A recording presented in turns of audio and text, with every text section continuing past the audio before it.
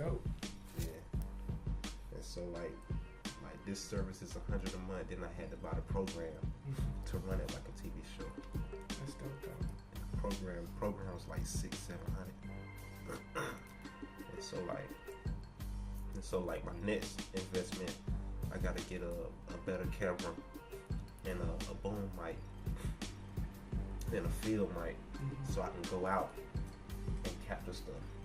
And they got equipment where you can broadcast from your channel live out in the field, just like the news station. So can, as long as you can get a cell phone sitting, broadcast. So like your co-host, like can he be at his home, and is there a way for y'all to both be on the screen? You have to do it through Skype. Okay. Yeah. So with Skype, he has to have a good upload speed as well, right. and then he have to have headphones. Okay. Yeah. And so I'm still trying to work with the delay. You know what I mean? There's a delay on Skype. It's a delay when I talk into the mic, cause it gotta convert everything in there. I got you. Yeah. And it took me I had to get like 3 or 4 of those, man. That's the last one I got with. I forget it, man. I'm only working with M Audio, right? Cause they work with everything.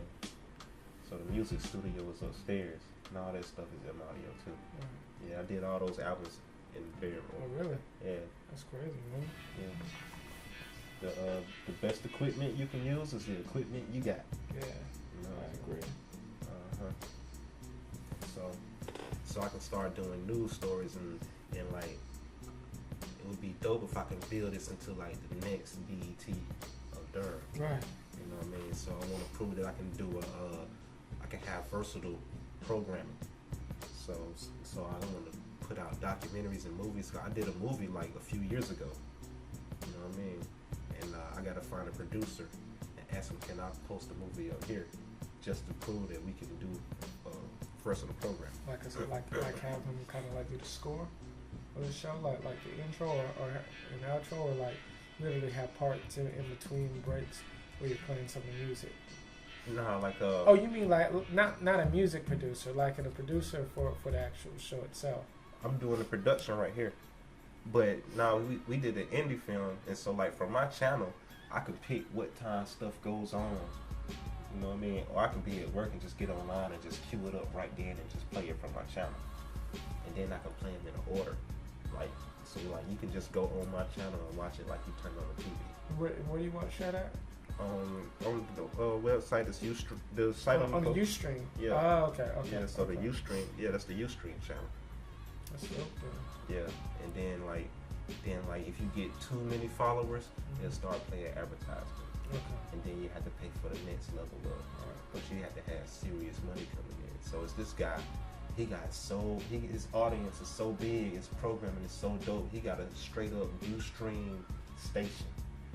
Really? Yeah. So he got studios in the building and cameras. He got different shows going on here and recording. So what is his show mostly based on? It's like I mean, he makes like shows, like dramas and stuff like that, or he got is a straight up set. I mean, does he do like set? He got a small movie set. You know what I mean? Like people running straight up Ustream stations. Wow. Yeah, cause you know how when the government getting something like straight email. Yeah. So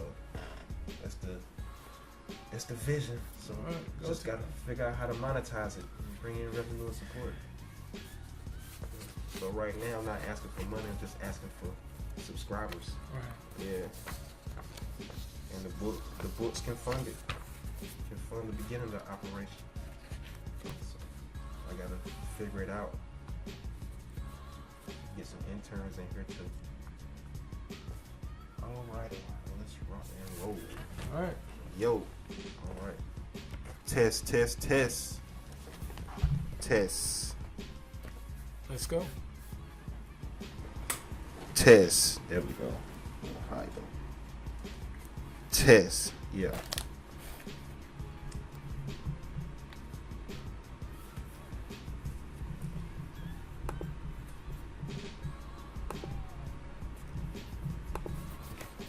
This is Invincible TV. That's Invincible, B-U-L-L for Bull City, where the gods are immortal and the people are unstoppable. I'm your host, IB Einstein, the local leader in black media. That's IB because I am that I am in soul, and Einstein because I am a development of intelligence in my human experience. And today on the show, we have our guest, Frederick Raven III. Greetings. All right, so today I brought on Frederick because I had a on my social media on Facebook on the IB Einstein, I had a survey for the people, and the question was, if there was one thing that you felt black people should know, what should it be? And a lot of people chose financial literacy. So I had these 11 blocks set up, and I'll do another show on the blocks. But one of the blocks was economics, and a lot of people wanted to know about money. They wanted to know financial literacy, investing, savings, and things of that nature. And so I started studying the topic. So I ordered a package from Dr. Boyce Watkins, and in that package came the Resurrect Black Wall Street DVD, a New Paradigm for America book, and Build Your Own Black Empire audio lecture. And so I'm using a lot of his models in this show today. And so the first part of the section is the cost model. So we'll be breaking the show up into 4 different sections. So it'll be wealth, education, family, and community. And so I wanted to bring Fred in because that's more so his expertise than mine. I'm a journalist by trade. And Frederick is, what's your background? Boy, that may take a while. Okay, so we'll just do a quick resume. Okay. Yeah.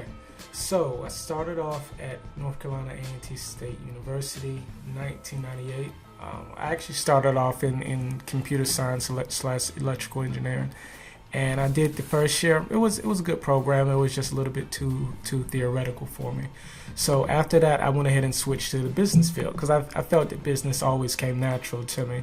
So what I actually majored in there was business marketing. After I finished that, I worked a year at American Express in sales. I did great there, but decided that sales was good, but it wasn't actually what I wanted to do with my marketing degree. So I went ahead and went back to school. I actually went to North Carolina Central University, and I graduated with honors there. That was in finance. So I think in the last semester, I had to take maybe 18 to 21 credits one semester because I was just ready to get out. So I had one class left, but I had actually started working at Citigroup, which was, I guess our division was called City Finance. I was a loan officer there, so it dealt mostly with consumer finance and things of that such. So after that, I finished my finance degree, and I just went right back into it. I went ahead and started working on my MBA at night, and the entire time I was doing that, I was working with City Financial, Citigroup, and it took me it took me almost exactly 2 years to finish that. And I finished my MBA up, and I think that was around the same time that the market actually started going down.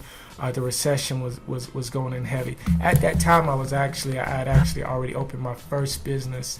I can't remember if it was right before I finished my MBA or right after I finished it. It was called Oxium Horizon, and it was mainly I used it for day trading. So that's how that started.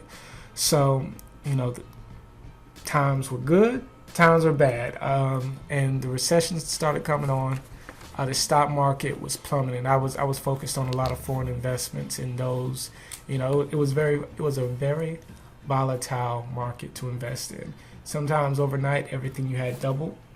Sometimes you lose 50 to 60% of what you had. And I was trading on margins, which I'll tell you about later. But it's very volatile, but it's also very lucrative when it wins.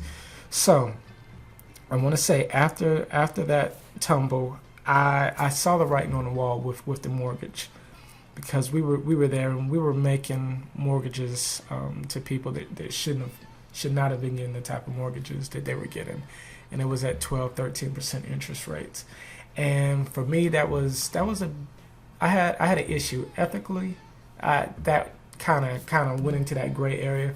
So from there, I went ahead and went to work for the city of Durham, and I wanted to work in public service. From that point, I started off in the finance department in the treasury unit. Mostly what I did there was invest money, daily funds for the most part, not on the debt side, mostly just on the equities and investment side. I also managed some of the grant funds that they had, and I want to say that's also when I opened one of my first marketing company, ACT Productions. I'm a co-founder, co-owner of that, and which is still up and running now. And I want to say I worked there maybe about a year, maybe a little bit over. Then I began working, and still with the city of Durham, still with the finance department, and I moved over to billing and collections. And over there, I was a revenue analyst. So pretty much what I did there was working with we have what you call like the ERP system. It's a system that manages all the money and all the finances for the city, because people were going away from the mainframes. So I worked there for a while, for about another year. Then I moved to work in the fiscal services unit as a grant accountant. And I want to say during that time, the MBA was good, but still we were still in a recession, and I still wanted to look for other opportunities. So that's when I actually went back to school again for a master's in information science. And the focus of that was strategic information management. And that's more or less in the science field, in the IT sector. And I worked on that for about roughly 2 years. Roughly about 2 years. And the moment that I finished that degree, I actually moved over to the IT department. And that's where I am now as a computer systems coordinator. So by day, I'm a business strategist. By night, let me reverse that. By day, I'm an IT strategist. I help them with financials and IT strategy. And by night, I'm a business strategist, which is what I've always done. And I do business consulting, and mostly for small businesses and nonprofits. I sit on a few boards, Evolve Mentoring, and also the Capitals of Durham Foundation. And both of those are mainly just mentorship programs, and I'm on the board of director of those two. So that's what I do in a nutshell. That's cool. That is cool. So to get into our first section on wealth, we wanted to use the cost model. So the cost model is broken up into contribute, ownership, savings and investing, and target. So for contribute, it's find a black institution or cause you believe in and donate to it once a month. And this also includes community, but does not include things like the church.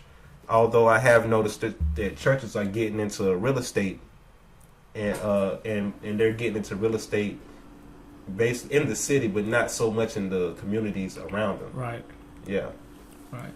And then we also have ownership. So ownership is like every black person must own something that can be passed down to the next generation. It could be a house, or it could be a business, or tangible assets. And so we like to kick on our show that you can't pass down your wages. Right. Yeah, so you have to have tangible assets.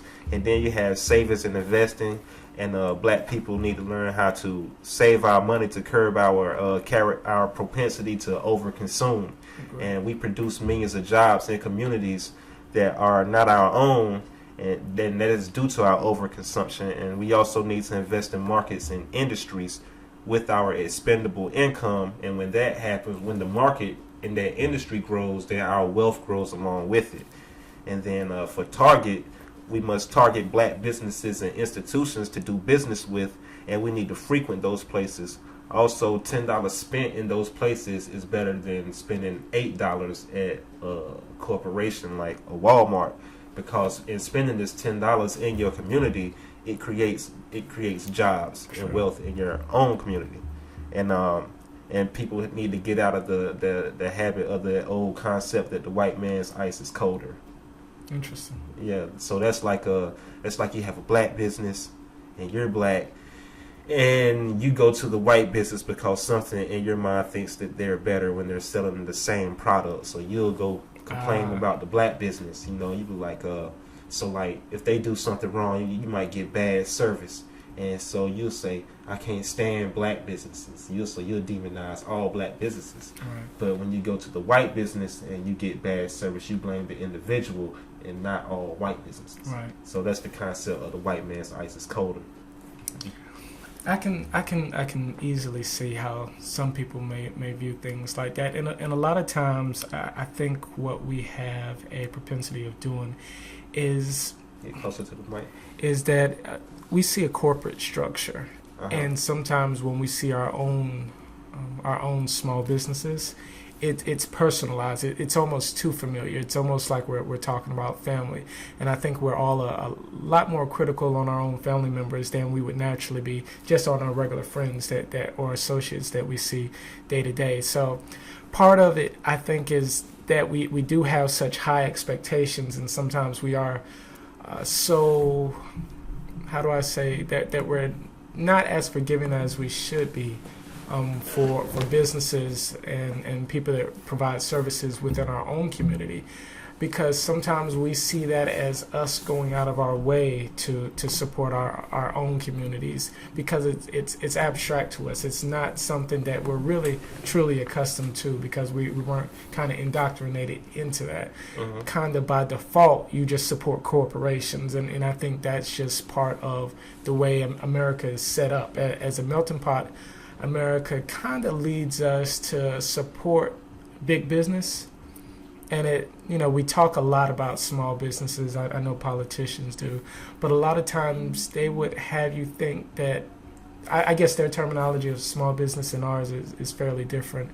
I think probably from a federal statute, small businesses may mean that you have maybe around 50 employees may be able to be considered small business, but I think within our communities that's fairly large, and that could be a multi-million-dollar business, but it just has a low amount of employees. Whereas a lot of times we see small businesses as our mom and pop shops. They may have 3 people working there, 2 of them are family. And I'd like to touch on some of the other points that you mentioned about contribute. One thing that I am a big advocate of is in investing in yourself. The fact is, it's a lot easier to start doing this before you have kids. After, it's a little bit more difficult. But your retirement, investing in your future is probably the most important thing that you could do. A lot of times we spend far more money than we actually need to spend. I am a proponent of investing, at least 15% of your paycheck into your retirement, into your long-term survival. Because the fact is that with the cost of living constantly going up, and the axiom, this is one of the 10 axioms of business. $1 today is worth more than $1 tomorrow. So that dollar that you invest today is going to pay far more tomorrow or the year after, or a decade after, than that dollar that you have today. So investing that is of utmost importance to yourself and your family. In addition to that, I'm going to say that contributing to a lot of nonprofits that support our community is also something that I'm a big proponent of. I want to say that roughly, I want to say it's about 3%, maybe 3 to 4% of my paycheck automatically goes to two nonprofit organizations with directly, and of course those are 2 that I am very involved in, and as I mentioned earlier, that was Evolve and the Capitals of Durham Foundation. In addition to that, being involved with your local PTA and donating your time and things like that, if you do have kids, is also important. And I want to say there was something else that you touched on earlier, and I'm sure that it will come. Savings, yes. Savings. Here's what a lot of people don't think about with their savings. I am a proponent of obviously saving your money, but you need to save your money wisely. I would recommend that everybody have savings. Savings should probably not go over 3 months of the income that you need to survive with. And the reason I say it's 3 months is savings needs to be cash. It needs to be liquid. It needs to be something that you can easily put your hands on only in case of emergency. Mm-hmm. If you want to save other things for trips and things like that, that's good. But your emergency savings should always be roughly 3 months of whatever it costs for you to survive month to month. And anything more than that should be invested into something that's going to earn you money. I'll try to say this in layman's term a lot of times of what people don't understand with the cost of living. And I'll try to use numbers, and I'll try not to go over anybody's head when I say it. But let's just use this example of the cost of living. You have $100 today, and the cost of living, let's use a nice round number, it's 2%. Mm-hmm. That means that on January 1st, 2015, you have $100, and the cost of living is 2%. That means on January 1st, 2016, that $100 that you're holding in your pocket, that you're saving in case of an emergency, it's only worth $98 now, because that's the cost of living. And year in and year out, if you're not investing that money, the money that you do have, it's actually losing. You're losing the value of it. So a lot of times when you look at the banks and they're offering you rates of, let's say, like a 1.3% yield, they may say APR, because that's the true return that you get on your money after any fees sometimes come out.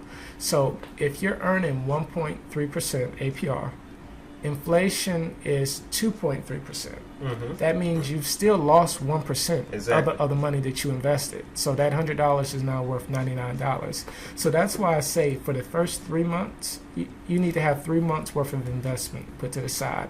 Anything over that needs to actually go in an investment account that's bringing you a higher yield. Right. And the value of the dollar also drops per year. Exactly. Along with other currencies. So as you said, the going savings rate drops every year, and it's almost like at 0.25%. Right. So your savings account and your checking account actually loses money every year. Yeah. So you have to invest in something that has a higher return than the cost of living and the inflation. And let's be clear. I'm not saying that money's being taken out of your account. So let me use my words very carefully. Your money's still there. You're not losing money, but the value, that buying power of that money has gone down, because your $100 is now $98. But that pair of shoes last year that they would have charged you $100 for, now it's probably costing you $102. So that variance between the 98 and the 102 shows you prices going up, and it also shows you the value of your money going down. Yeah. And so and then another way to invest I like is you need to contribute the maximum on your 401k if your job matches that. Yes. And you need to watch what they invest in. The thing about 401ks is that they invest your money immediately. Right. So even when the market is high and overpriced, they're still investing and buying versus saving your money and waiting for the market to come down to maximize your dollars. But they're matching it, so that's always wise. And also let me touch on the two type of IRAs that some people may invest in. Sometimes people invest in their 401ks. Sometimes those 401ks are Roth IRAs, or sometimes they're traditional. The two differences is that one of them taxes you before the money goes in. Mm-hmm. Okay? And then the other one is that it taxes you once you pull the money out. So I don't want to give any advice to anybody on how to actually invest, whether it's the Roth IRA or the traditional IRA. Just know that once you pull your money out, if you're not, I believe it's 59 and a half years old, they're going to charge you a 10% fee regardless. Right. That comes off the top.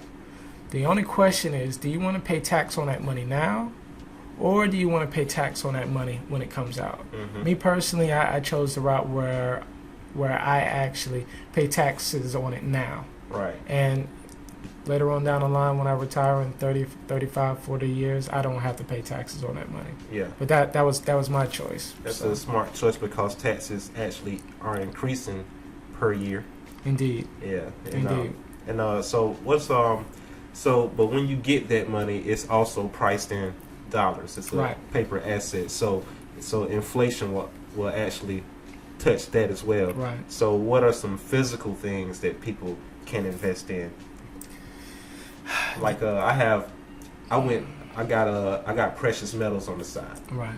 Because gold and silver, they're supposed to be inflation proof, right, per se, and then they go up and down in the market too. I'm when it comes to investing in the market, I follow commodities versus companies, right, because it was a little easier to keep my hands on. A lot of times, and I think the commodities market and the futures market, those are it's difficult for people with finance degrees to kind of explain on how to invest in that.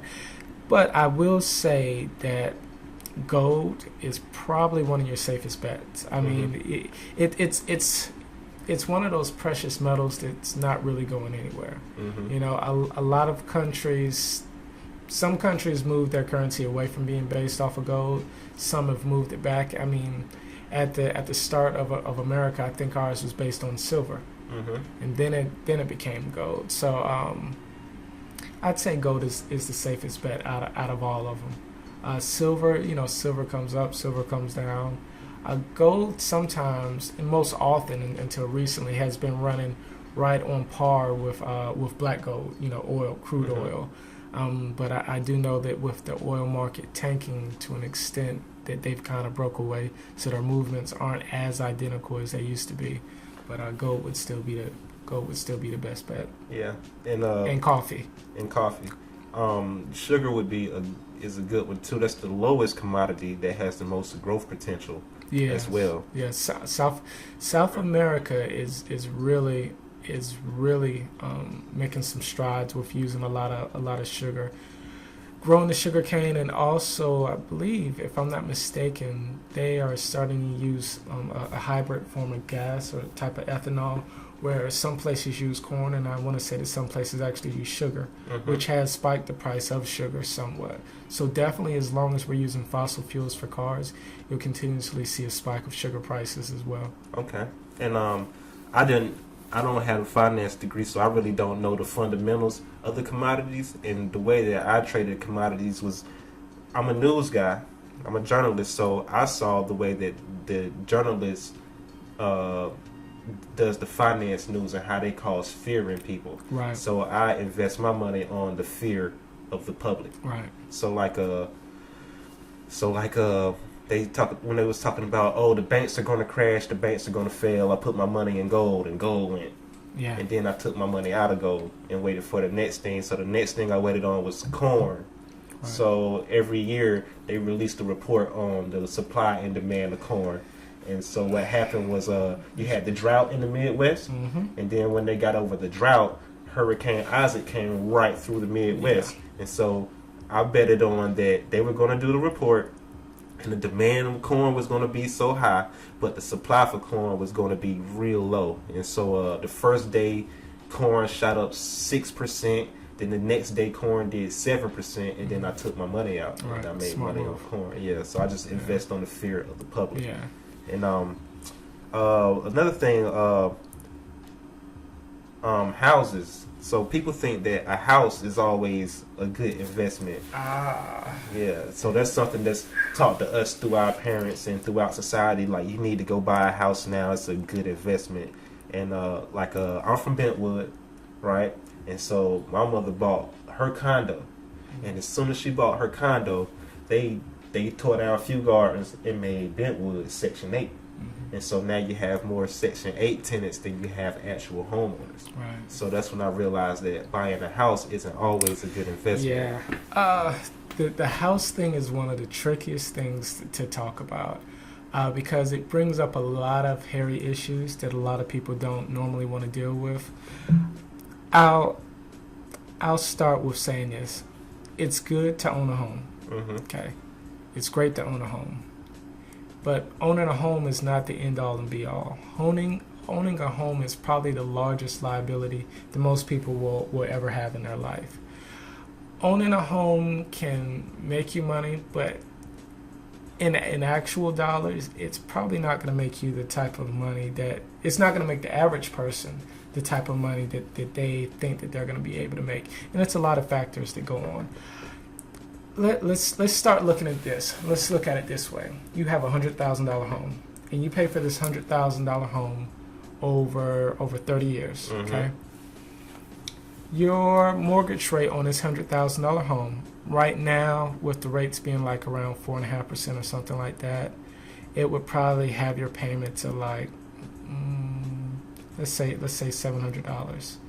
So that's not bad. That's not bad. But what has happened is that sometimes, as interest rates will start to increase again, you'll have a situation in which your mortgage payment is somewhere closer to, I'm going to try to use a nice round number. Let's say it's somewhere around $830, $840 a month, okay? So you pay this $834, $35 a month, and that's, let's just for the sake of argument say that rounds up to what, like about $10,000 a year, roughly? And you're paying this $10,000 a year for 30 years. And I'm doing my math, and that comes out to $300,000. Right. So on a house that costs you $100,000 over 30 years, you've paid $300,000. Yeah. That's a bit high. Yeah. That's a bit high. Let's say that, like some people say that they want to flip their home. So let's say that you have that home, and you bought it for $100,000. Let's say you're about 15 years in. So far you've paid what, $150,000, but you know the way the mortgages are amortized, that doesn't mean that you only owe half of the home left. Like, it doesn't mean that you only owe $50,000 left, because most of the interest early on is high, and over time it starts to break down. So when I give these quotes, I'm not trying to be completely exact, but I just want to give you a roundabout estimate. But for 15 years, you've paid on this mortgage, and you've paid $150,000, okay? And let's say that your home now is, let's say you got lucky, and you moved in the right neighborhood, and it's racially diverse enough to be desirable to actually increase the value of your home, because that's what a lot of people don't understand. You look in places like Atlanta and Maryland, where you have a fairly wealthy African American demographic of people, and with homes which actually have some of the highest value homes in the country, maybe $300,000, and you take their homes and you take a comparable home in a neighborhood where the majority isn't necessarily African American, and by far their values don't increase as much. So that's why I'm saying I'm being generous with these numbers, because the value of your home is based on the desire of others to want to move into that neighborhood and move into your home. So let's go back at that home. $100,000 you purchased it for. You've been in the home for 15 years. You're selling it for $150,000. You're getting ready to sell it, and somebody wants to make you an offer which is 40% more than what the home was originally purchased for, because we're going to say you're going to sell it for $140,000. Right. People will come out and they'll say, yeah, housing is great. I made $40,000 off of my house. Right. Like I purchased it for $100,000 and I just sold it for $140,000. But they're, in the back of their mind, they're not thinking about all the money that they paid into that house. They're not thinking about the $150,000. They don't realize that they just lost $10,000 in the total amount that they paid compared to what they sold it for. They don't include that. So in theory, mind you, that $40,000 profit that you made off that house, right, you're gonna have to pay like 38% taxes on it or something like that. So you really there, you got to take away like $15,000 or something like that. So yeah, that's another thing that I got out of the stock market after I did that flip with the corn. Somebody totaled my car, so I took that and I bought a car. It's bad on the investing scale, but I have been wary to reinvest in the stock market because President Obama increased the capital gains and the dividends tax. So you're already taking the risk by investing your money in the market, and then you get taxed on your profits as well. And I found people voted for that. because of the way that it was portrayed in the media. He called it taxes on the rich, and people was like, yeah, you should tax the rich, but the rich wasn't getting taxed. It was just a tax on ways that you could grow your wealth, and people voted for that because they don't have their money invested in the market, so they saw it differently. That again is and a lot of what we talk about when we deal with financials and we deal with money can be seen as political. So I will say this, that generally a lot of Democrats may be against, well, actually a lot of Democrats may be for investing, and they may be in favor of increasing the capital gains tax or the dividends tax, because maybe politically it makes sense to say that the people who have more should pay a little bit more. And I think for the most part everybody in the country believes that, you know, if you have a whole lot more, and it doesn't really hurt you sometimes to help out the little person, you know, not to give them a handout, but just to help them. If they think that can help America recover from a recession and actually get more people working, it ends up being beneficial to everybody. So I think a lot of people believe that. I think some people on the far end who are against it, who don't feel like you should have to pay a higher rate when you're taking that risk, when you're helping grow the economy by investing in these companies, some of them may not see it because it may not be because they don't want to help. Some may see it as because maybe they don't think that the government is the most capable of helping the little guy. So you know, either way you look at that situation, it's based upon your perspective at that time. So that it's relative to your positioning at that time. What I will say is that short-term investments are taxed higher than long-term investments. Mm-hmm. If you invest in something for a year, I believe, and this is going back from my finance and MBA, and this is back probably about 7-8 years ago. But if you invest for over a year, your tax rate is lower than if you're invested in the short term. And if you just think about the I guess some people would say the philosophy behind that is because if you're investing for the long term, you want to see a company do well. Mm-hmm. So you're not just investing that money because you want to make money for yourself. You're actually investing that money because you see the vision in that, and that vision can help others get jobs and help other incomes go up. But if you're investing for the short term, you're not really there for that. You're really only there for the money. So, you know, if you're willing to take that risk, I guess they kind of feel that your understanding of that burden that you're bringing upon themselves, and it's kind of incumbent upon you to account for that in your investments. Okay, so that makes a lot of sense. What's ways that people who don't have a lot of expendable income, what's a way that they can invest to grow their wealth? Here we go. There are really two types of ways of looking at investments, and there is an investment on the equity side, and there is an investment on the debt side. When I speak about debt, I'm talking about T-bonds, the treasury bills, and just any type of bonds, municipal bonds, corporate bonds, and things of that sort. And generally with bonds, you're going to get your money back. And in it, especially with USA treasury bills, that's almost like a guarantee. Mm-hmm. So the rates aren't going to be as high. You know, maybe you have 2%, 3%, things like that. But if you're invested in equity, that's invested in stock. It's no ceiling to the amount of money that you can make off of that. But at the same time, it's being done like that because the risk is all yours. And you have to be able to measure that risk. One thing that they say is when you're looking at investing, you have to figure out where you're at in life. And earlier on in your career, when you're younger, let's say most people work for like 33 years or something like that, and you have this little bar. You have this bar at this end when you first start. Day one of your workforce, you should be 100% equity, 100% stock. and over here at this very, very far end, that year before you retire, you should be 100% bonds. Okay, Right. Yeah. so every year, year one, now you're 97% equity, 3% debt. Year two, now you're what is that?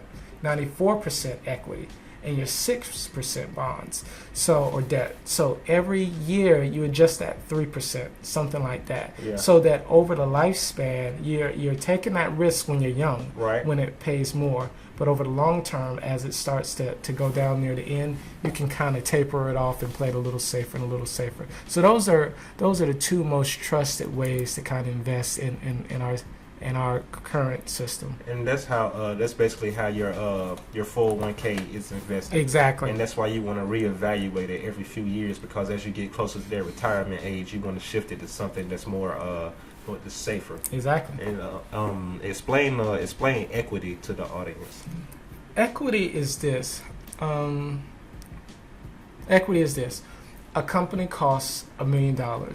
Okay, and due to all the success of a company, the value has gone up. The company still costs $1 million, but now the equity of the company is company costs $1 million. Because of success, the company is now worth $2 million. Okay, so that equity is that $1 million. That's over cost. That's kind of like the profit of the company based upon the perceived value of the company.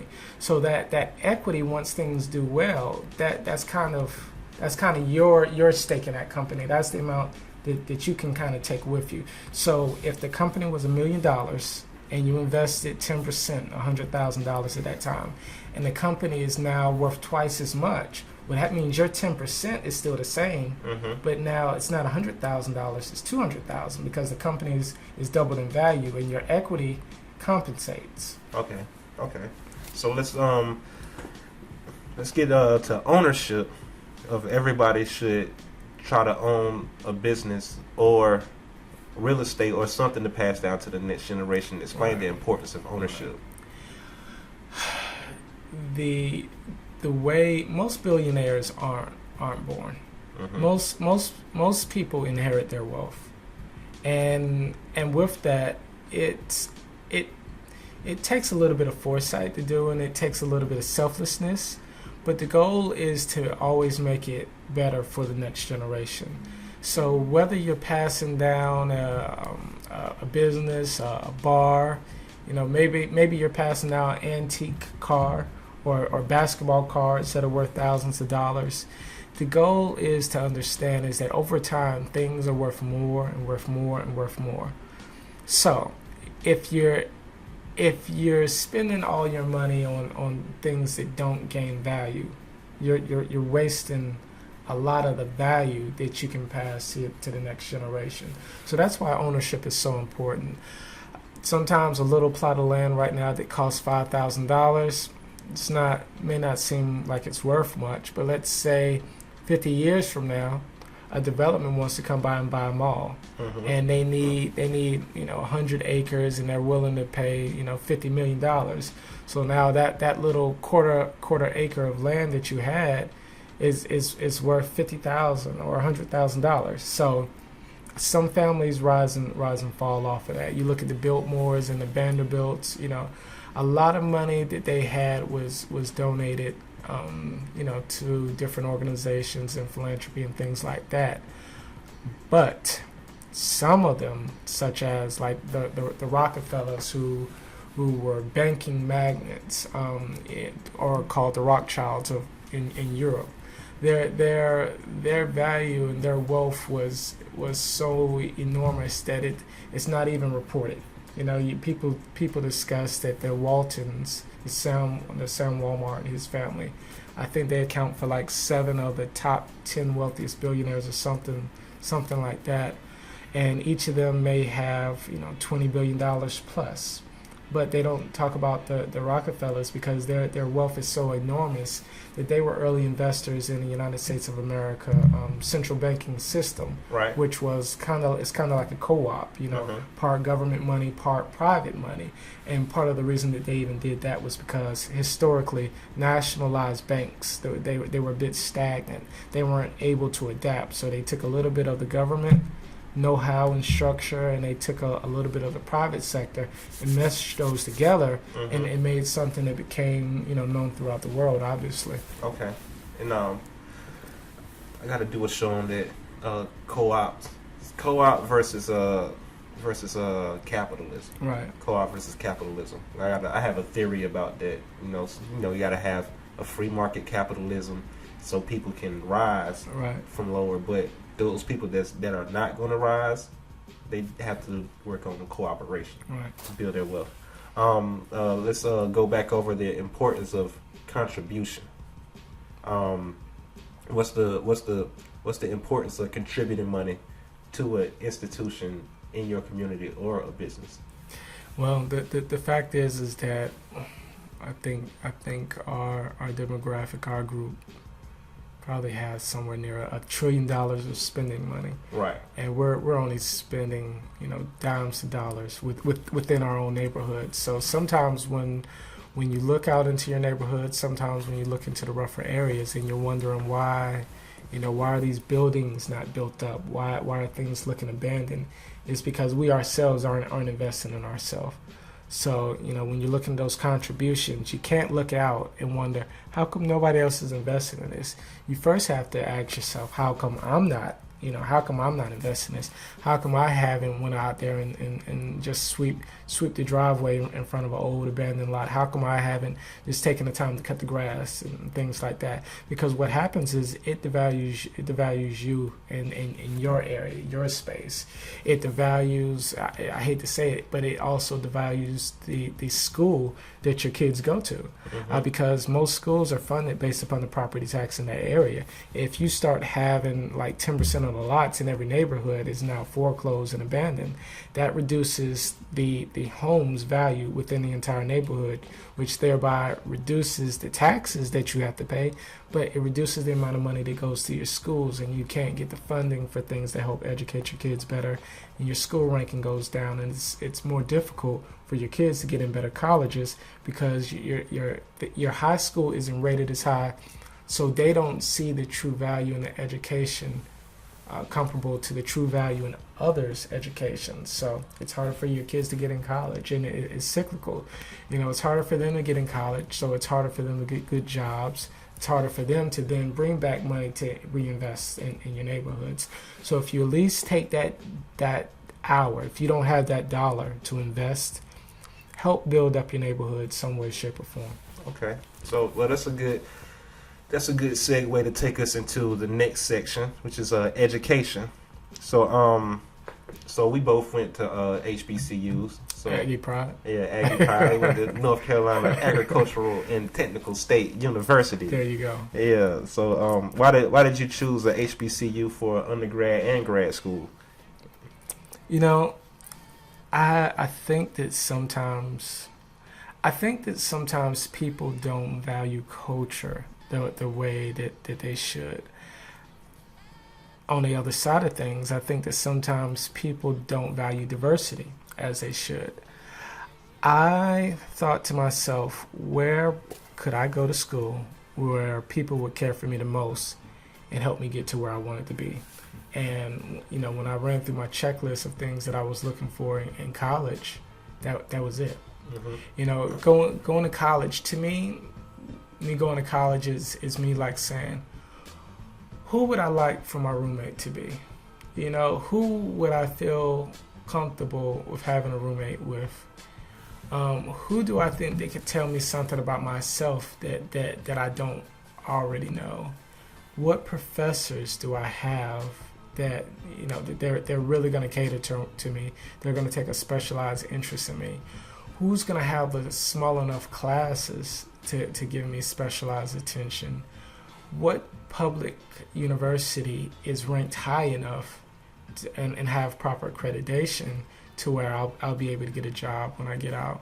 in addition to all of that, A&T is probably, no, not probably, A&T is the best engineering school and for definitely the best HBCU engineering school in the country.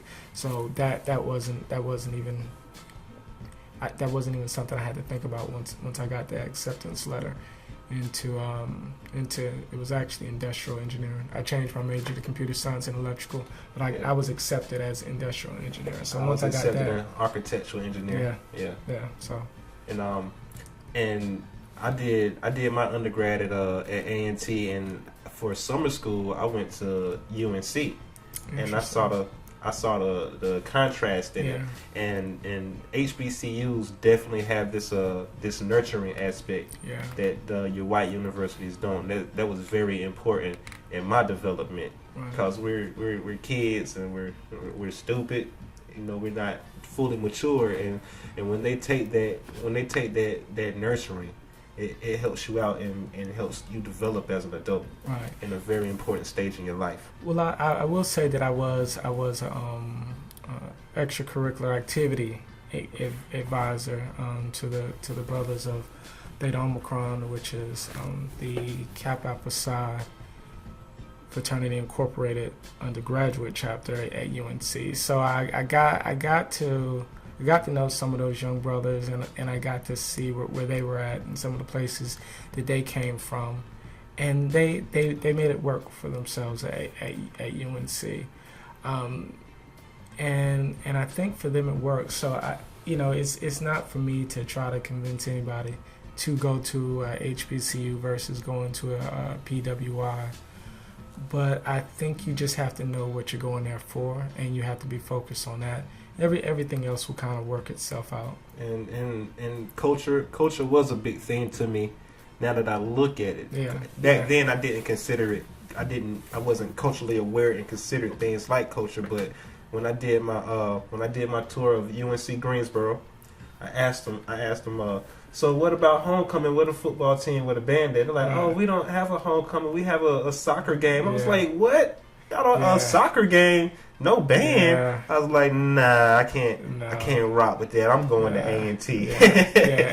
And I started off in the band. I definitely tried that out. I experimented with a lot of different things, and being in the band, that was interesting. I did it in high school, but once I got to college, it was extremely rigorous, and it was not something that I was actually fully invested in. Once I got to A&T, I think I had interest, and my eyes went elsewhere. Yeah. So I kind of gracefully bowed out of that, even though I love the music, and I will say that again, the music is cultural. Right. It's the drums. Yeah.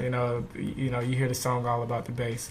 Yeah. But it's the drums. It's all about the drums. When America had its first slave rebellion, the result was we're outlawing drums. Yeah. Can't let them have drums anymore. Yeah. So drums are very important to us. Very much so. And the band is definitely rigorous at A&T. That's why we have the best band in the land. There you go. Yeah. They even made a movie about it. Drumline. Yeah. And they stole our colors and stole our drum section. Yeah. But I will still give a shout out to North Carolina Central University. Got to. E-Funk, they definitely hold it down too. So Central holds it down. Yeah. I remember doing our high school tour. Our high school tour at A&T, and we out there hollering Eagle Pride. So it's always interesting. Yeah. Central, North Carolina Central, and A&T are rivals.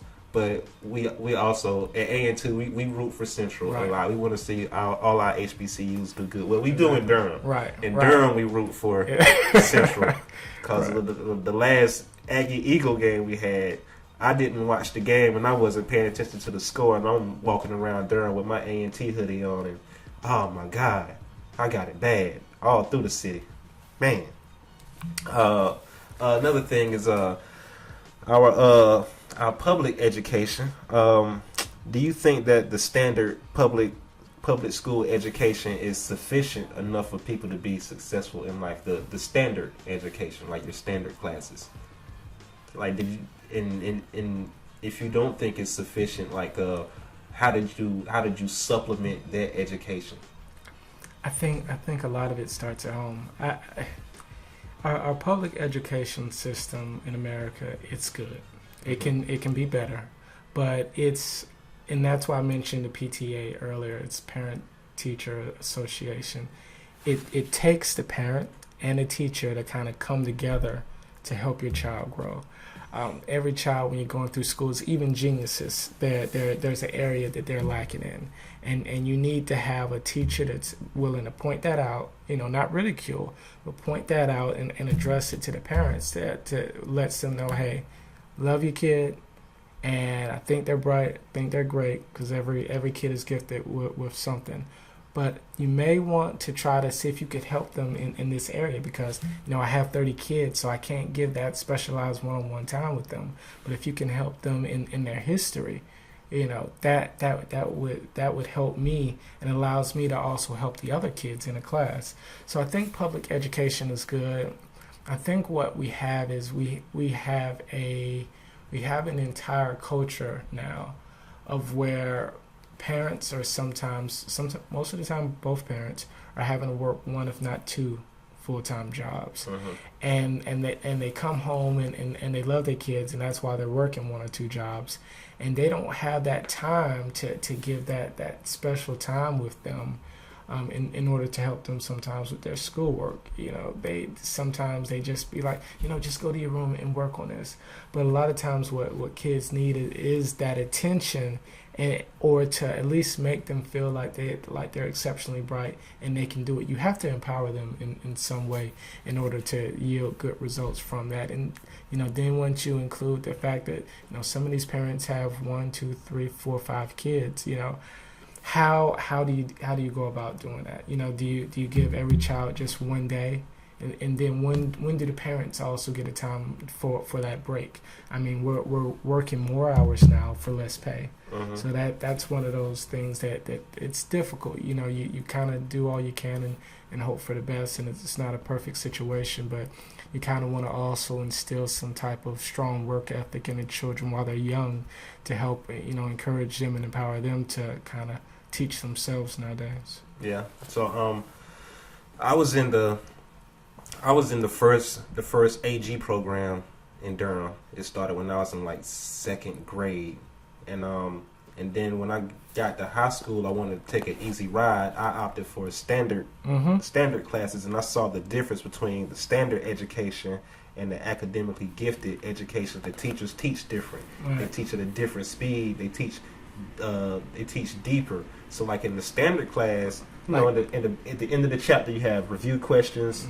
You have the comprehension, but then you have the critical thinking and the application questions. Right. In the standard class, you don't do the critical thinking and you don't do the application class. I never thought about that. So I noticed that. And that was what, college prep in high school versus the basic class in high school? Well, that was the AG classes. The college prep in high school was the AP classes. Okay. So the only AP classes I took was Physics 1 and Physics 2 to get into the engineering program. Right. But so that's why I asked about, is a standard education sufficient? And I'm thinking about and how you supplement it and what your parents have to do with that. And when I go back, I think about all my interests was stimulated from my mother. She got me into art, and she used to read the whole book every day. She made me go to the library and get a book, and that's why I got a library today back here. And with the reading, so when my attitude changed, I said I was playing a video game, and she was like, that's when I went from Eno Valley to Merritt Moore. And the Eno Valley, you just get a catalog, and you pick books from there. Well, Merritt Moore didn't do the catalog. Merritt Moore had the book fair. My mom said, "You don't want to go to the book fair? You usually like reading." I was like, "No, I'm going to sit here and play the game." She was like, "Okay." And then I seen all the lights cut off at the house, and she grabbed me and took me to that book fair, and she got me a book on Martin Luther King and the first 12 black people to do something in history. And so that fueled my interest in black history and civil rights figures. And then she continued to supplement my education. And like you said, the parents have to work with the teachers. And so she told me that she was calling Miss Harris, the counselor at Southern, every single day find something for my baby to do for the summer. Right. Because I'm from Bentwood, you know how we get down in the summer. You know what I mean? So she didn't want me to be stuck in Bentwood with nothing to do for the summer. And so your parents have a lot to do with their education. Agree. And so, like with my nieces, economics is key for us. That's what needs to fuel our progress. So my nieces, I try to fuel their interest in business and ownership, and I give them projects to do to increase their knowledge and their love for business and ownership. And I think something that you wanted to talk about, which needs to be discussed, is trade schools versus the 4-year university. Yes. Yeah. So here we go with this. We're in America. The year is 2015. Mm-hmm. People are coming out of college with tons and tons of debt. Right. Okay. And they're fighting over a segment of jobs which is fairly difficult to get. And if they don't get this job after coming out of college, they can sometimes be financially ruined from the onset, because they have these college loans that have these extremely high payments. Mm-hmm. So and just a bit of advice to a lot of people is that if you're doing that, first of all, never get private loans. Only get federal loans, because at least what you can do is you can actually have your student loans redone to where they're income based, so that at least your payments will only be, I think it's no more than 10% of what they can calculate of your disposable income could be. And I could easily be off on that, but it's a lot easier to be able to afford. Also, you have the things like if you work in public service. If you work in public service for 10 years while you're in a program, the rest of the loan is forgiven. So there are a lot of different incentives to help you be able to pay off your student loans. But that aside, you may have somebody that comes out of college, $50,000, $60,000, $100,000. This is for undergrad. Mm-hmm. And maybe they could get a job that starts them at $30,000, maybe $40,000.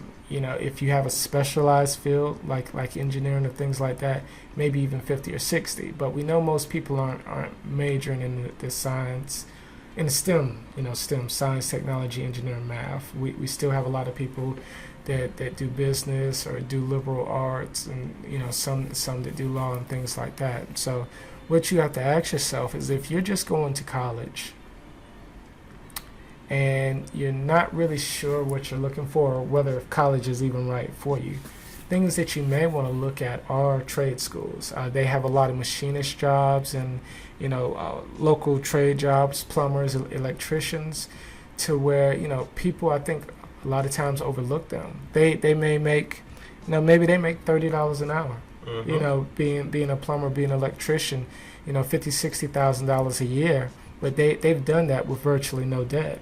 They turn around and open their own plumbing business, their own electrician shop, after maybe 4 or 5 years working in that field as an apprentice under a head electrician, and now they have 3-4 people working for them. Not an ounce of college or student loans debt with them. So I'm just saying to say this is that going to college is good, but college isn't the end all be all. Mm-hmm. There are a lot of different options out there. The military works great for a lot of people. Some people are against the military. Some are for it. Some people, you want to be a pilot. Maybe you want to be a nurse, and you can't quite afford to pay for college, and that you won't be able to afford those student loans. Maybe you can just go straight into the military as an enlisted soldier. Mm-hmm. Maybe you could be lucky enough to be able to get into ROTC, in which they'll kind of subsidize your college experience, and after graduating you could go in as an officer. So there are definitely different options. It would just be nice to see people kind of open their eyes to everything else that is out there. Yeah, my grandma told me to go to trade school and get out of college, but thing about college, I like to say that you have to strategically look at what degree you want. Yeah. So like we spend a lot of this debt. We get in debt over degrees that the market doesn't even need, Right. aren't even looking for. So before, when you send your kids off to college, try to make sure that they're going into a degree program where the market is looking for that degree. Right. And when you come out with that debt, that the job that you get with that degree can cover that loan. Agreed. Right, because like say a psychology degree, like there's no market for a bachelor's in psychology. That's one of those difficult degrees. I mean, psychology, sociology. That's one of those things, those degrees that a lot of people go in it. Mind you, you're going in, you're 17 years old, you want to go to college, you know exactly what you want to do. You want to be a psychologist. And some people don't realize that, after you finish that psychology degree, you then need to get into the grad school track and get licensed. And even then, a lot of people still need to have a PhD. Yep. Yeah. So, you're asking a 17-year-old to use their judgment to put themselves to school through the next 10 years. Mm-hmm. Some can do that, but at least 8 out of 10 don't do it. I'd be willing to say at least 9.5 out of 10 don't do it, which is why a lot of people end up going down a different route. So what I would recommend is, if you are going to get a psychology or a sociology degree, because they still are great degrees, they still give you a lot of insight into people that in soft skills that they kind of go underrepresented and not fully appreciated, but have something kind of complement that. Have a psychology degree and a business degree, a psychology degree, and maybe even a criminal justice, and know what direction that you want to go in with that degree. Right. Kind of give yourself some additional qualities. Right. So choose your education strategically. Right. So you already explained how the MBA and the MIS works together. How does street knowledge help you in business and wealth creation? And for those who are not as savvy in that area, how do I didn't realize the knowledge that I gained growing up in Durham until I went to A&T. I didn't it's intrinsic knowledge. It's built into you, the do's and don'ts, the things you don't do, and I don't know why. I guess because it's where Durham is located, and I guess the time that we grew up in Durham, when we were heavily influenced by people from up north, but we also had an infiltration of a lot of people from the south. So we're sitting in the middle of I-85 and I-40. And we're literally, I know they call Greensboro the gateway city, but we were literally the gateway city, because you had tons of people on I-95 get off, come down 40, and come straight to us. So you learn a lot by seeing and by understanding people's motives. You kind of if you keep your ears to the ground, you quickly learn what to and what not to do. You also learn how to talk to people, because living in Durham and going to high school here at the time when they cut down to 6 high schools and down to 5, and now it's back up to 6 or more. However you see it when you count the charter schools and everything else, I guess we have closer to 10 or more now. But it was still it was a big town, small city.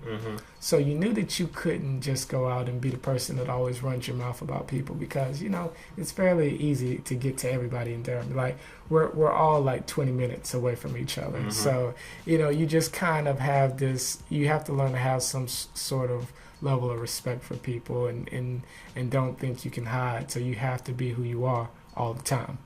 It's not like you're this one person when you're at school, and when you're home you're a different person. You can't be that person on social network when you're on social network and a different person at home. Your reputation always followed you in Durham. Who you are is who you were. You couldn't live off your reputation, but you can be hurt by your reputation.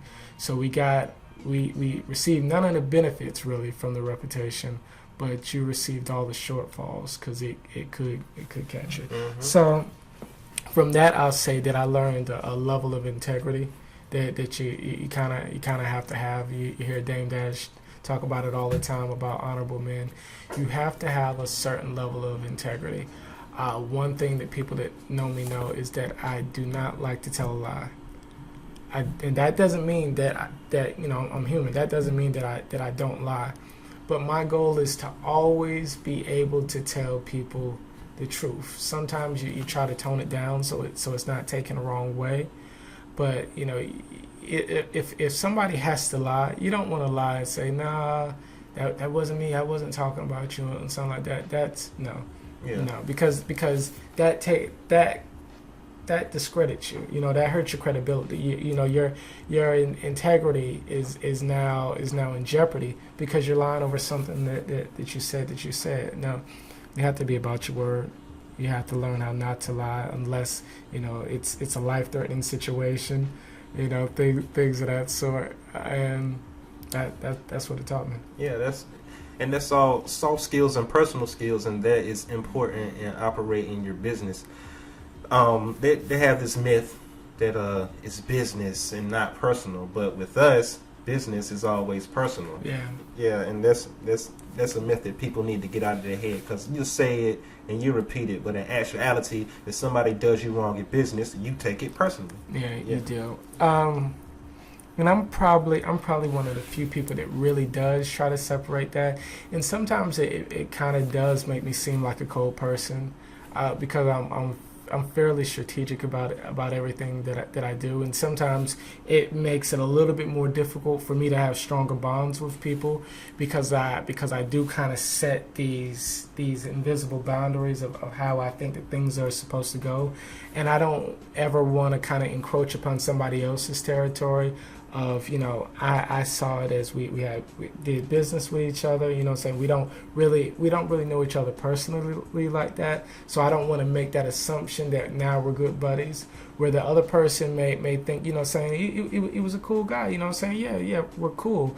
So it's not that I want to be cold or anything else like that. It's just that I don't want to overassume. Mm-hmm. So you just kind of set up those boundaries, and at least from my perspective, I do that a lot.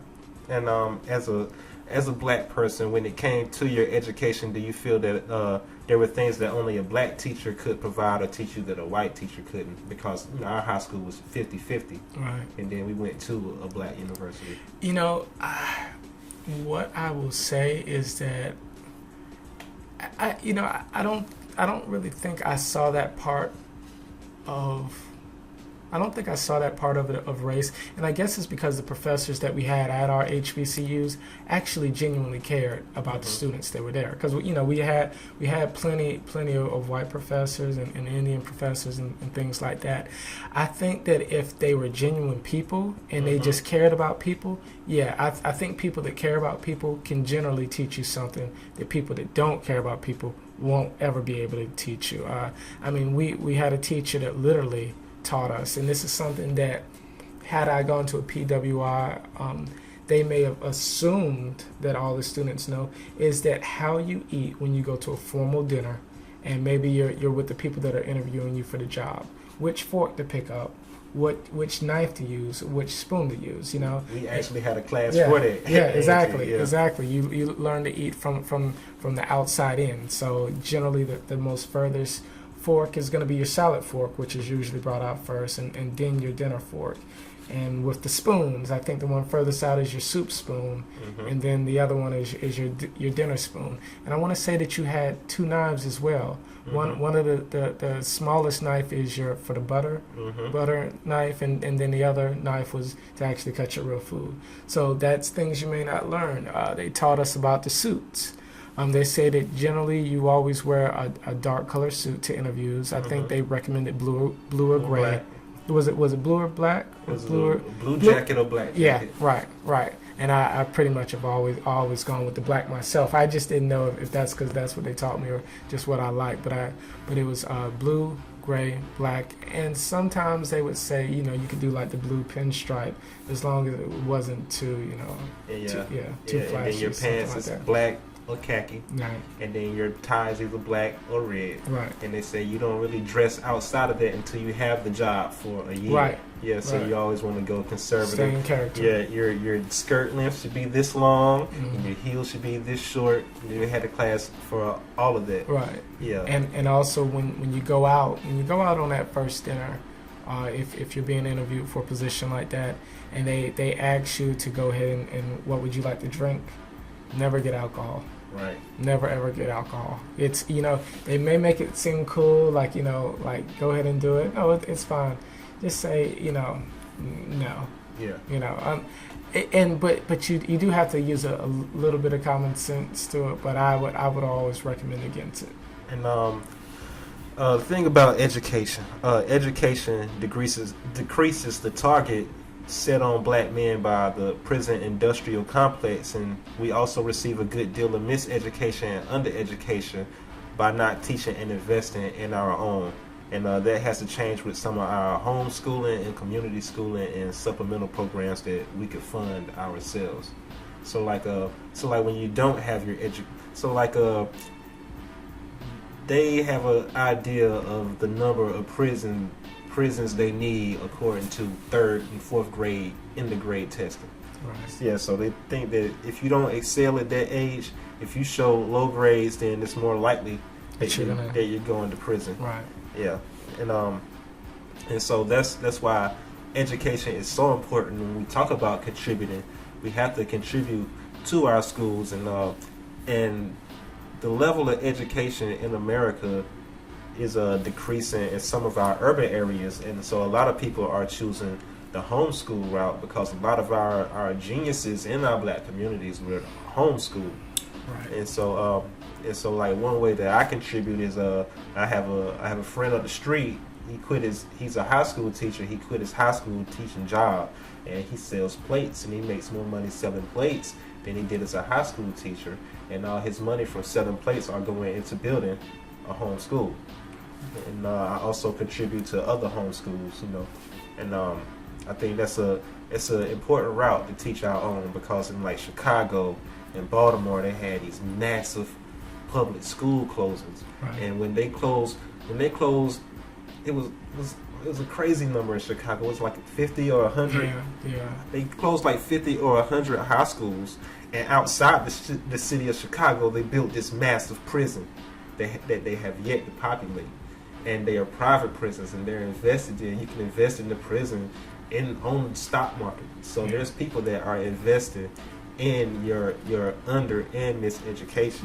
Most pensions are invested in prison systems simply because they usually yield high returns. They do. So yeah, I mean, when I was in the market, I did watch a prison stock, and I sat there and watched it go up 30% in a month. Yeah, I mean, you think about it. You have a prison. The government itself pays for all the prisoners in that prison. Simultaneously, the prisoners are actually doing work at slave labor rates and getting paid, 35 cents an hour for the work that they do. That turns around and brings in $100, hundreds of dollars per prisoner, per day. Yeah. So, I mean, it there's no way that it can't work. I mean, that's how the country was built, since the American Revolution was through slave labor. Right. And that the amount of profit that you made off of that's why in the early days the plantation owners in the South had so much power and so much wealth was because of the slave labor. Mm-hmm. And I also, so whatever, and these prisons are going into business as well.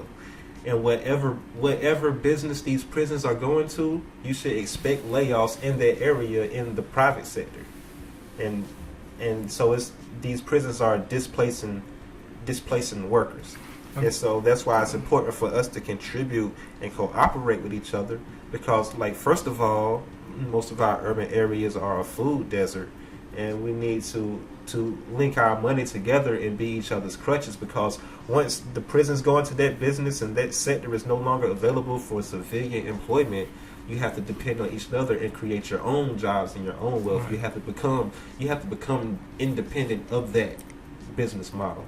Agreed, and I really think that America is kind of seeing the light. I mean, you can only do something for so many years and expect to continuously profit off of that, which is why I think with the legalization of marijuana coming about, if you looked at the amount of arrests that were rooted in marijuana, some way, shape, or form. Either somebody had marijuana on them and they ran from the police.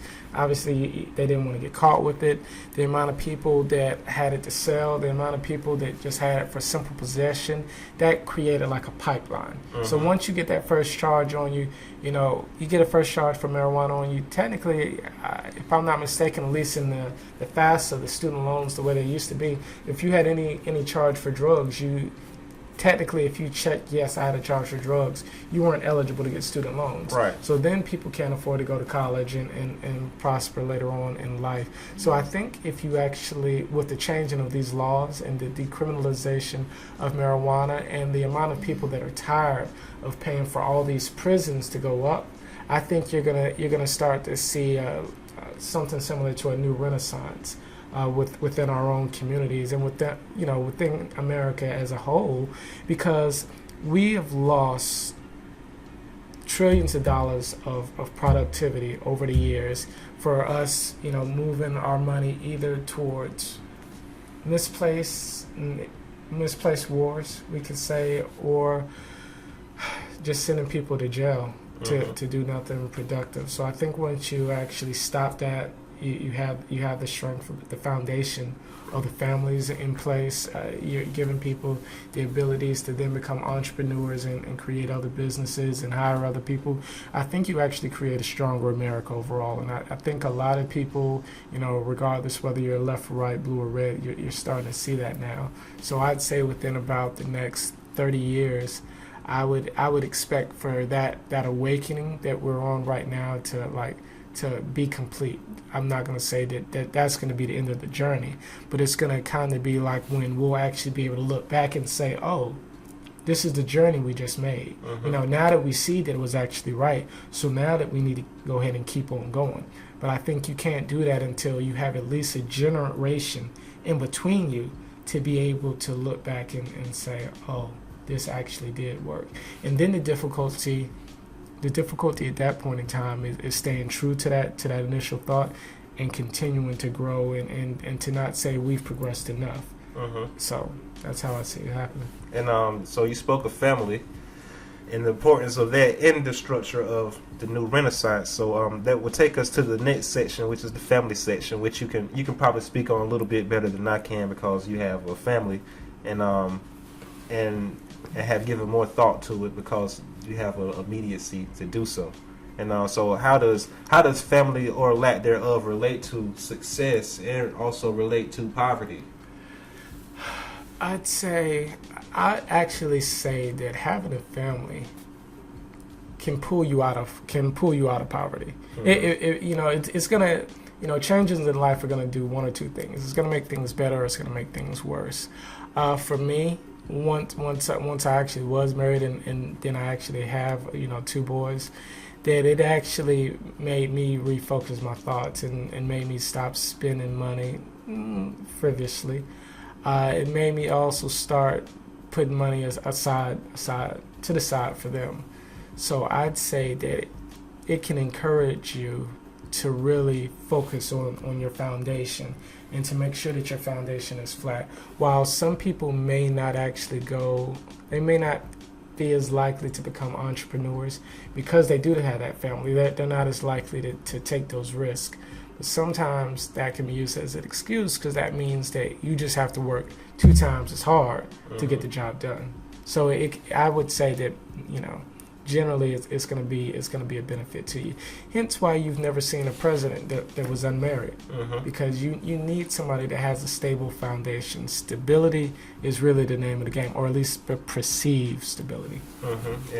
And how I see and I say family is important. When you do the statistics of the census that they do every year, you see how having both parents in the household and having single parents, how that relates to poverty. Once you have a single parent household, then that increases the likelihood of people in poverty. Yeah, and part of the reason of that is, and it's almost like simple math. It's like you have two parents in a household, you have two kids, okay? Now let's say they're paying $1,000 for their mortgage, okay? All right, so let's say that you still have those two parents in a household, they still have that kid, and they want to buy another household. They're still married, they want to buy another household, and that's taking $1,000 out, okay? Let's say they have that another household and they want to put $300 worth of groceries in that household, okay? It's taking money out. Let's say you want to have that household, you're paying $1,000 mortgage for it, paying $300 in the groceries, you're paying $300 in utilities. So you can see that what it does is it's a financial strain. So that's really the cause of it. When the money is going out the window, it's hard to stay afloat. Right. So you're basically practicing group economics within your household. Exactly. And that's the foundation of building a nation. It starts with the family. So you have two people, you have a group of people that makes a family. Then you have a group of families that make a community. Then you have a group of communities that make a state. Then a group of states make a nation. So the base unit is the family. So it increases your likelihood to build wealth because you're practicing group economics. Right. And let me say this. I saw this TV show years ago. I think it had Dwayne Martin and Tisha Campbell playing in a movie. It was based off of Will Smith's life when the mother of his first child still stayed with them. And I guess that was when he first started dating Jada Pinkett. It was showing that the mother of his first child was still staying in a home. And I thought about it. It may have seemed weird at the time, but it actually made perfect sense. You're able to have your son close by, and as long as now the mother of the child isn't having to be financially strained. She's not having to depend on anybody else to kind of partner with her in life. It actually makes things a lot easier, and of course you have to have that type of personal relationship and friendship with the person to do that. But it can be done. So when adults are able to put their feelings and emotions to the side and make common sense decisions, emotions aside, to make that rational decision, you can still get through it. I think you can still kind of weather that storm and help each other out because it benefits everybody in the long term. And this also has something to do with when we was talking about education and what that has to do with the prison system. And when we get to the family section, what's the state's role in using entitlements to create incentives for black men to not be in the household and gearing those incentives towards women and children? That can also includes like child support and food stamps and welfare. To get it, the black man can't, your man can't be in the household, and so we have communities full of single mothers with no men. Yeah, I think that was something that was going on mainly in the 60s and 70s, and I don't think at that time I don't know if anybody really thought about the long-term ramifications of that.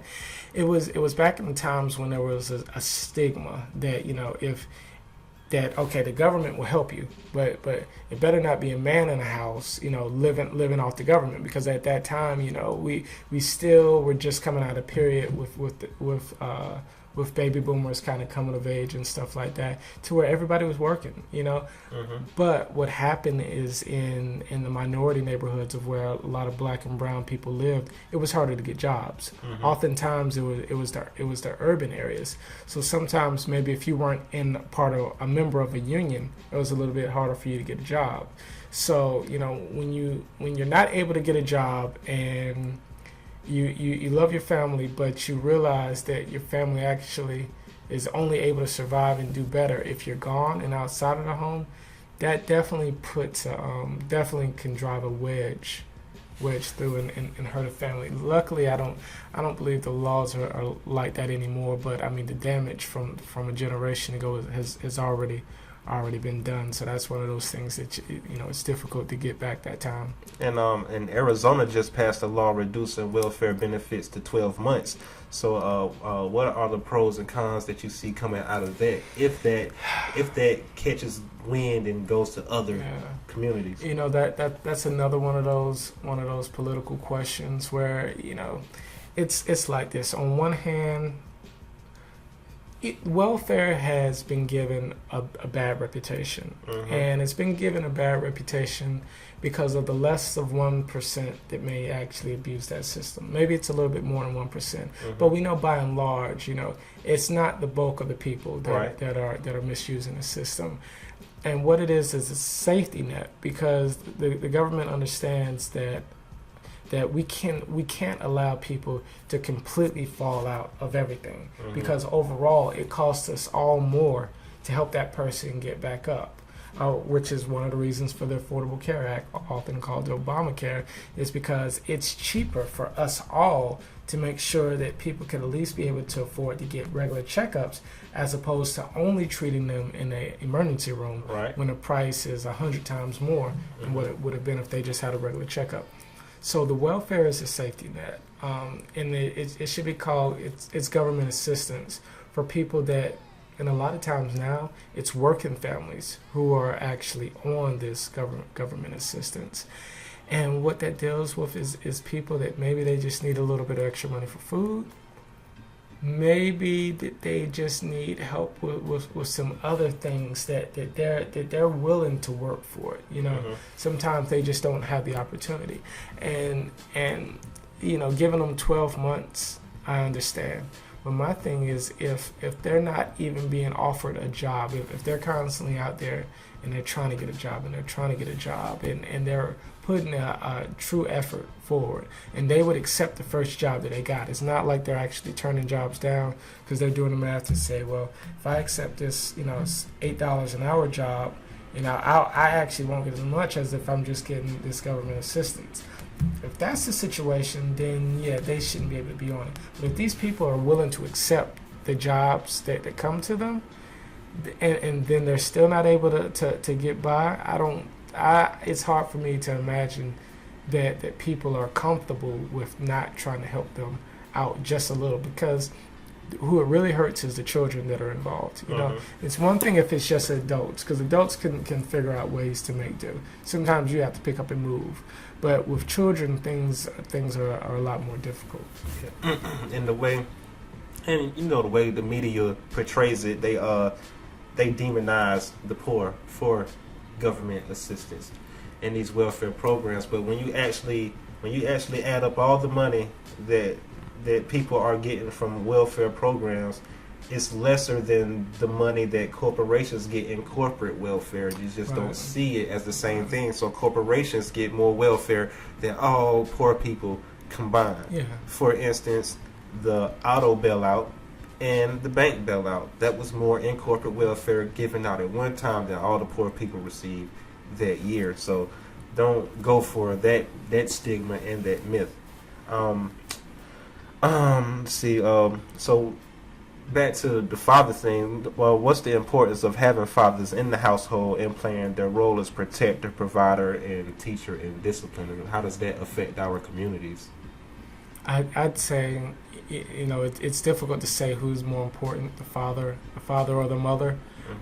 It's kind of like saying what skills are the most important. You kind of need the full gambit of skills. I think having two parents, whether they be two fathers, two mothers, or whatever, I think having a strong foundation for kids, could be grandparents, could be aunt and uncle, could be cousins, could be older siblings, but having two guardians that are there for you it's reassuring.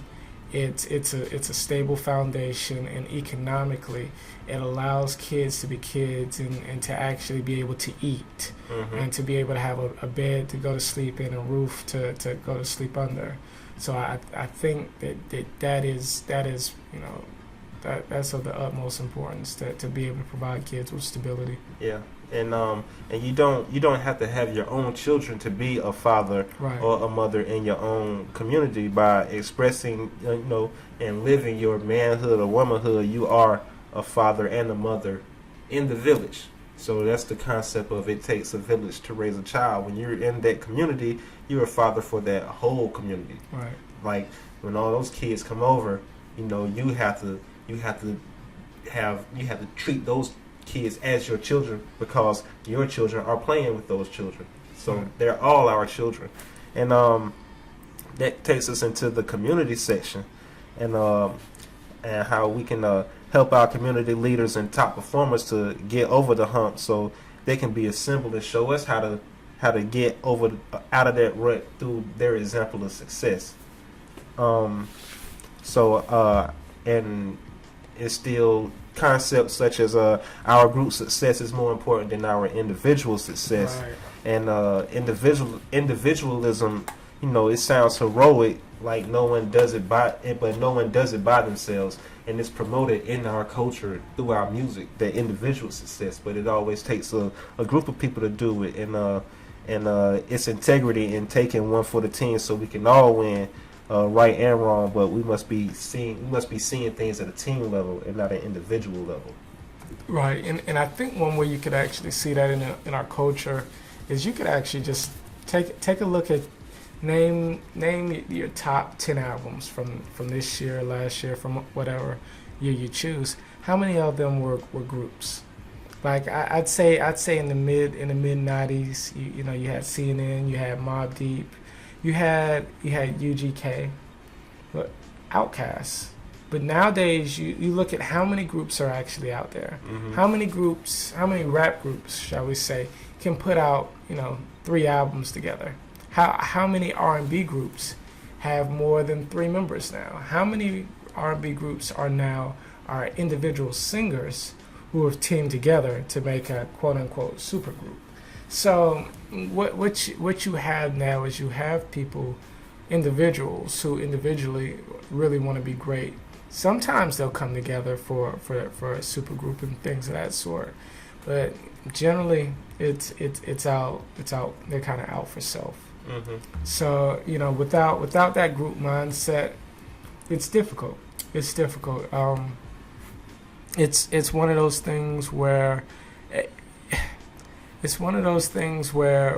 our own ambition has at times worked against us, because our own ambition hasn't allowed us to kind of hone our skills to accept who we are, because everybody's not the number one person. Mm-hmm. And stuff, and people no longer want to be the Pippins, everybody wants to just be the Jordan, Mm-hmm. So it's like, when's the last time you were on the basketball court and you said, I'm about to go Pippin on you, something like that. It doesn't happen, because everybody has this bravado against them, and nobody wants to be sunned. Everybody wants to be the man. So mm-hmm. that's the part that makes things a little more difficult. I was reading a book on leadership, and the author was talking about how he went to this village in one of the Pacific Islands. Mm-hmm.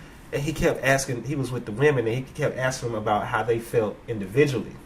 And they had no concept for it. They was laughing at them. Yeah, it's we.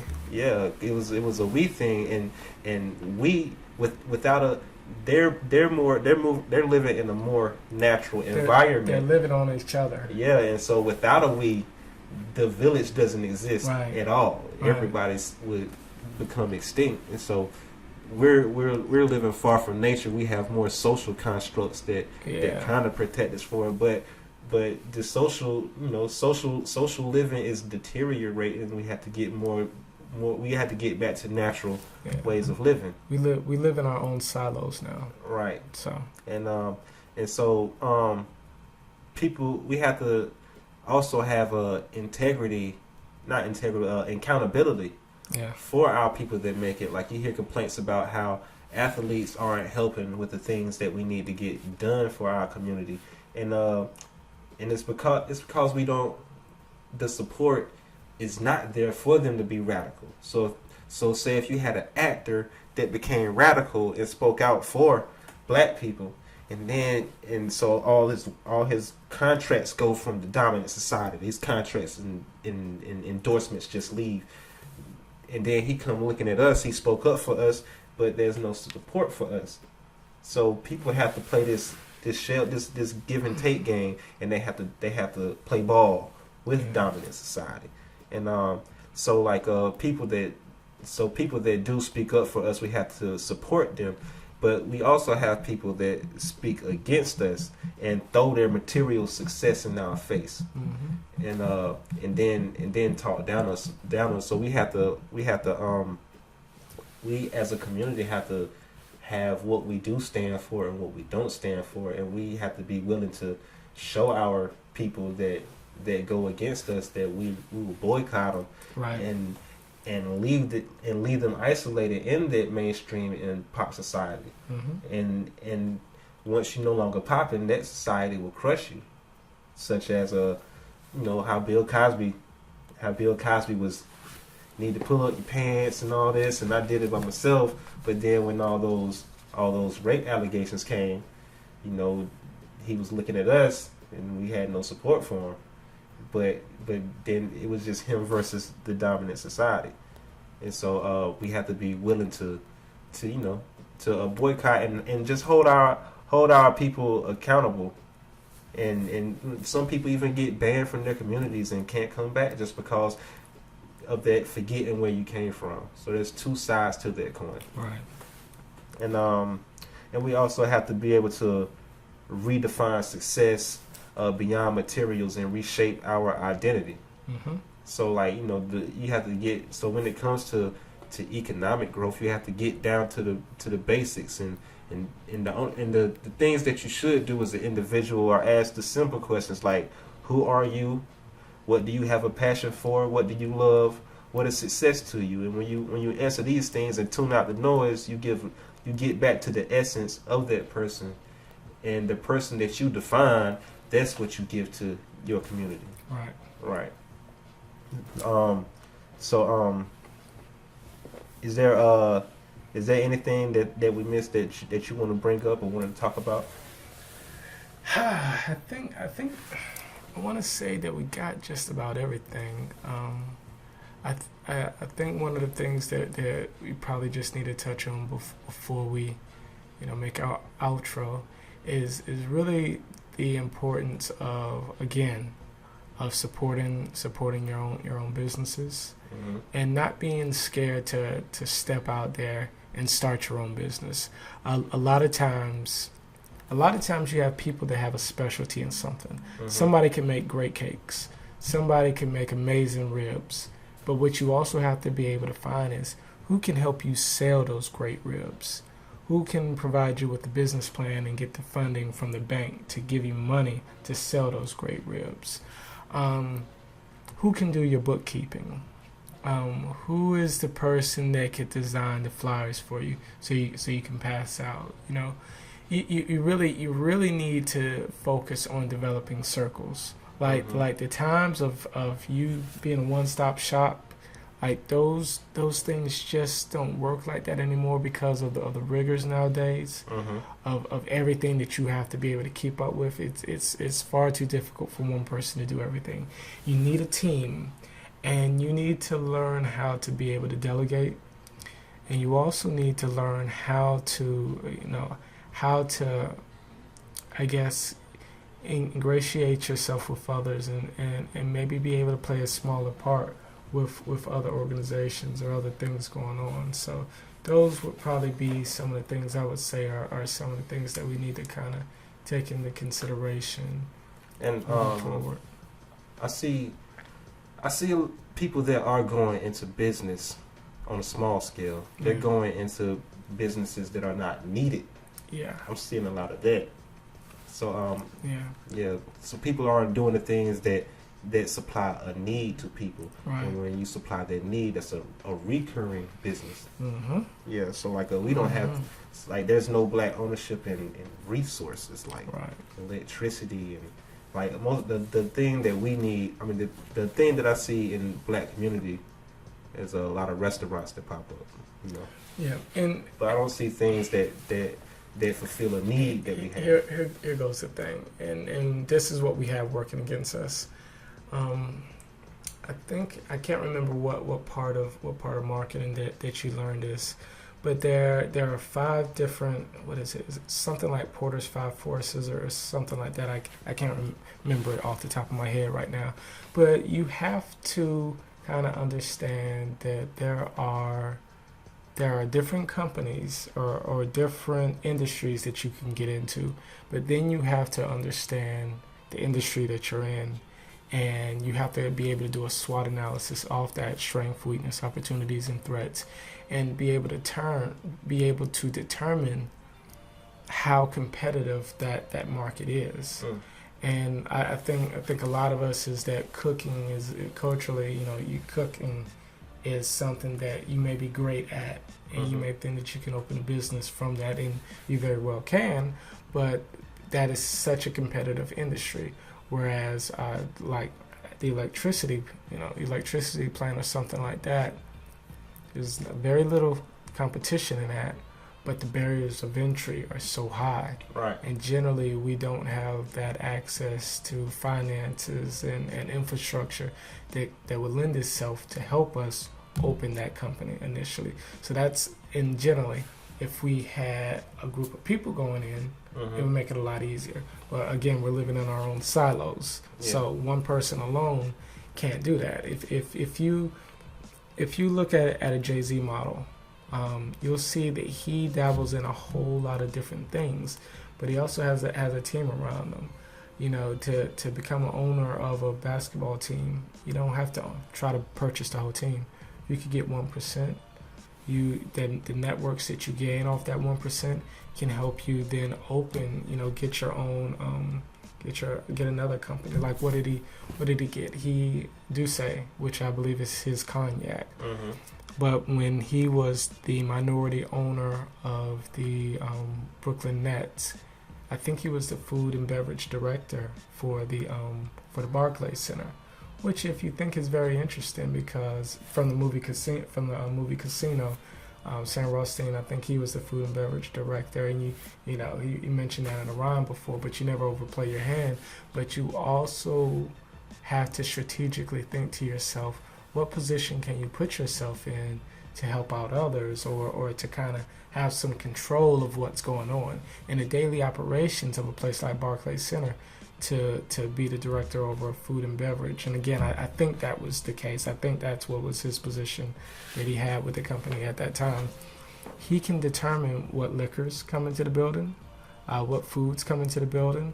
If he did still have his 40/40 club, maybe if he was getting a great price for liquor at the Barclays Center, maybe he could also have that same rate for his 40/40 club. It's the little things like that people kind of miss, and it's the experience that you have dealing with people in these areas that you kind of overlook. So that's one of the big things is not to undervalue experience and internships and trades and apprentice, and just helping other people so that you can see how things go, so you can gain that experience and be able to make better decisions down the road. Cool. That's a great way to end the show. Do you have any events that's coming that you would like to promote? We have with ACT Productions, we have a day party in Washington, D.C. tomorrow. I want to say the time is from 3 p.m. to 8 p.m. It's at Rose Bar. So it's an annual event. It should be a nice sellout crowd. Do you have any business ventures that you want to get out there as well? Right now, I'm a little bit kind of low key about that, but I definitely do have some ventures and some other partnerships that I'm working on, generally in the silent partner position. So I'm always available to others to work in business strategy. As I said, I do that by night. So if anybody does need any business assistance, feel free to use FX Raven @ACTpresents.com is my email address. I'm always easy to be able to get in contact with, even if it's just a quick question. Feel free to contact me and we can take it from there. Okay. Any social media? Social media, Frederick Raven. That is my Twitter name for all business interests, anything else like that. On Instagram, FX Raven. On Facebook, my public page is also Frederick Raven. So it's facebook.com/Frederick Raven. Cool. And I'm IB Einstein. It's IBEINSTINE.